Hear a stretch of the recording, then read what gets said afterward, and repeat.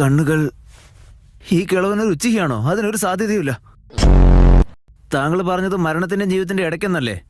എന്ന് വെച്ചാൽ ഈ സ്ഥലം എവിടെയായിട്ട് വരും? എനിക്ക് ഇരുട്ട് കാരണമൊന്നും കാണാൻ പറ്റുന്നില്ല. അത് മാത്രമല്ല അപ്പൂപ്പ, ഈ ലോകത്ത് നിങ്ങളാരാ? ഞാൻ നിങ്ങൾക്ക് വേണ്ടി എന്താ ചെയ്യേണ്ടത്? നിങ്ങളെ ബാത്റൂമിൽ പോകാൻ സഹായിക്കണോ? അങ്ങനെ ചെയ്താൽ നന്നായിരിക്കില്ല. പ്രായം ചെല്ലും തോറും നിനക്കത് കൂടുതലായി മനസ്സിലാവും. അവസാനം ഈ ലോകത്ത് അവശേഷിക്കുക വേദനയും കഷ്ടപ്പാടും ഒപ്പം നിശ്വലമായ ആഗ്രഹങ്ങളും മാത്രമായിരിക്കും.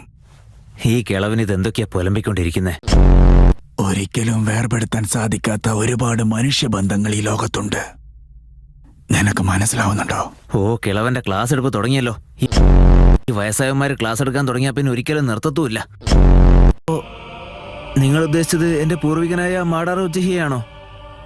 പക്ഷെ മാടാറ മരിച്ചിട്ട് എത്രയോ വർഷങ്ങൾ കഴിഞ്ഞിരിക്കുന്നു. താൻ എന്നിട്ടിപ്പോ അയാളാണെന്ന് വാദിക്കുന്നോ?